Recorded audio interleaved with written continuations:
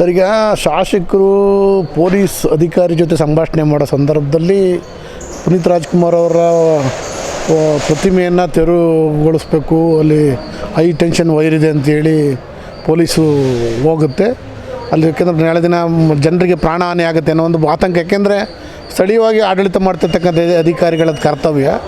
So ಅದನ್ನು ಪ್ರಯತ್ನ ಮಾಡಿದಾಗ ಬಹುಶಃ ಪುನೀತ್ ರಾಜ್ಕುಮಾರ್ ಪರವಾಗಿ ಇರ್ತಕ್ಕಂಥ ಉಲ್ಲಳ್ಳಿ ಸುರೇಶ್ ಅವರು ಅಲ್ಲಿ ಬೇಲೂರು ಕ್ಷೇತ್ರ ಶಾಸಕರು ಅದನ್ನು ತೆರವುಗೊಳಿಸ್ತೀರಿ, ಹಾಗಾದರೆ ಅಲ್ಲಿ ಅಂಬೇಡ್ಕರ್ ಪ್ರತಿಮೆ ಇದೆ ಅಂತ ಕೇಳ್ತಾರೆ. ಅಂಬೇಡ್ಕರ್ ಪ್ರತಿಮೆ ಏನು ಮಾಡ್ತೀರಿ ಅಂತೇಳಿ ಆಡಿಯೋ ಮೂಲಕ ಮಾತಾಡಿದಾಗ ಸೊ ಅದು ಅವ್ರ ಮನಸ್ಥಿತಿ, ಅವರಲ್ಲಿರ್ತಕ್ಕಂಥ ಒಂದು ಅಂಬೇಡ್ಕರ್ ವಿರೋಧಿ, ದಲಿತ ವಿರೋಧಿ ಮನಸ್ಥಿತಿ ಅಂತ ಅನ್ನಿಸ್ತದೆ. ಯಾಕೆಂದರೆ ಅವ್ರು ಅನ್ಬಾರ್ದಾಗಿತ್ತು.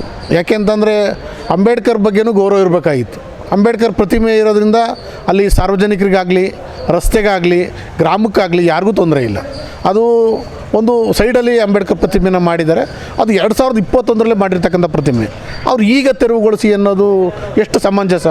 ಇದು ದಲಿತ ವಿರೋಧಿ ಮನಸ್ಥಿತಿ ಅಲ್ವಾ? ಶಾಸಕರಿಗೆ ಯಾಕೆ ಈ ಥರ ಮನಸ್ಥಿತಿ ಬಂತು? ಇದು ನಮ್ಮ ದಲಿತ ಸಂಘಟನೆ ಪ್ರಶ್ನೆ ಮಾಡೋ ಒಂದು ಪ್ರಕ್ರಿಯೆ. ಯಾಕೆಂತಂದರೆ ಮಾಡಬಾರ್ದು. ಯಾಕೆಂತಂದರೆ ನಾವು ಪುನೀತ್ ರಾಜ್ಕುಮಾರ್ ಅವರ ಪ್ರತಿಮೆ ಬಗ್ಗೆನೂ ವಿರೋಧ ಇಲ್ಲ. ಮಾಡಿ, ನೀವು ಪುನೀತ್ ರಾಜ್ಕುಮಾರ್ ಕುವೆಂಪು ಅವರ ಪ್ರತಿಮೆ ಮಾಡಿ, ನೀವು ಯಾರ ಪ್ರತಿಮೆನಾದ್ರು ಮಾಡಿ. ಈ ಮಹಾನ್ ರಾಷ್ಟ್ರ ನಾಯಕರು ಯಾರ್ಯಾರು ಈ ದೇಶದಲ್ಲಿ ಸಮಾಜಕ್ಕೋಸ್ಕರ, ದೇಶಕ್ಕೋಸ್ಕರ ದುಡ್ದಿರ್ತಕ್ಕಂಥ ಅನೇಕ ಜನರ ಪ್ರತಿಮೆ ಮಾಡಿ, ನಾವು ವಿರೋಧ ಇಲ್ಲ. ನೀವು ಅಂಬೇಡ್ಕರ್ನ ಯಾಕೆ ವಿರೋಧ ಮಾಡ್ತೀರಿ? ನೀವು ಅಂಬೇಡ್ಕರ್ ವಿರೋಧಿನ ಹಂಗಂದ್ರೆ ನೀವು ದಲಿತರು ಯಾರು ಓಟ್ ಕೊಟ್ಟಿಲ್ವಾ?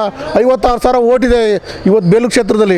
ದಲಿತರು ಓಟ್ ಇಲ್ದರೆ ನೀವು BJP ಶಾಸಕರಾಗಿ ಸಾಧ್ಯನೇ ಇತ್ತಿಲ್ಲ. ಇವತ್ತು ದಲಿತರು BJP ಓಟ್ ಹಾಕಿದ್ದಾರೆ. ನೀವು ಅಂಬೇಡ್ಕರ್ನ ಗೌರವಿಸ್ಬೇಕು, ಇಡೀ ದಲಿತ ಸಮುದಾಯನ ಗೌರವಿಸ್ಬೇಕು. ನೀವು ಏನು ಮಾಡ್ತಾಯಿದ್ದೀರಿ ಅಂತ ನಾವು ಇವತ್ತು ನಿಮ್ಮ ಮನಸ್ಥಿತಿ ಅಂತರಾಳ ಅರ್ಥ ಆಗ್ತಿದೆಯಲ್ಲ. ಇವತ್ತು ಆಡಿಯೋದಲ್ಲಿ ಮಾತಾಡ್ಬೇಕಾದ್ರೆ ಸ್ವಲ್ಪ ಎಚ್ಚರಿಕೆಯಲ್ಲಿ ಮಾತಾಡಬೇಕು. ನೀವು ಡೆಮಾಕ್ರಸಿಲಿ ಇರ್ತಕ್ಕಂಥವ್ರು, ನೀವು ಸಂವಿಧಾನಬದ್ಧವಾಗಿ ಅಧಿಕಾರನ ತಗೊಂಡಿರ್ತಕ್ಕಂಥವ್ರು, ಬಾಬಾ ಸಾಹೇಬ್ ಅಂಬೇಡ್ಕರ್ ಬರೆದಂಥ ಸಂವಿಧಾನ ಚೌಕಟ್ಟಿನಲ್ಲಿ ಇವತ್ತು ನೀವು ಕ್ಷೇತ್ರದ MLA ಆಗಿರ್ತಕ್ಕಂಥವ್ರು. ಇಲ್ಲಾಂದ್ರೆ ಯಾವುದೇ ಕಾರಣಕ್ಕೂ ಯಾರು ಇವತ್ತು ಉಲ್ಲಳ್ಳಿ ಸುರೇಶು MLA ಆಗ್ತಾಯಿತ್ತಿಲ್ಲ. ಯಾಕೆಂತಂದರೆ ಇವತ್ತು ಸರ್ವ ಜನರು MLA ಆಗಿ ಸಾಧ್ಯ ಆಗಲ್ಲ.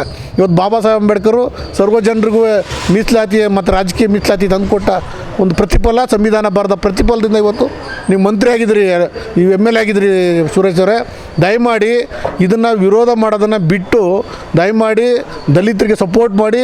ಇನ್ನೂ ಅನೇಕ 10 ಪ್ರತಿಮೆಗಳ ಮಾಡೋದ್ರ ಮೂಲಕ ಇಡೀ ಬೇಲೂರು ಕ್ಷೇತ್ರದ ಮಾದರಿ ಶಾಸಕನಾಗಿ ಬರಬೇಕು ಹೊರತು ನೀವು ಈ ಜಾತಿವಾರು ಮನಸ್ಥಿತಿಯನ್ನು ಇಟ್ಕೊಂಡು ಜಾತಿವಾರು ನಾಯಕತ್ವನ ಮಾಡ್ಕೊಂಡು ಹೋದರೆ ನೀವು ಖಂಡಿತ ಮುಂದಿನ ಶಾಸಕರಾಗಿ ಸಾಧ್ಯ ಇಲ್ಲ.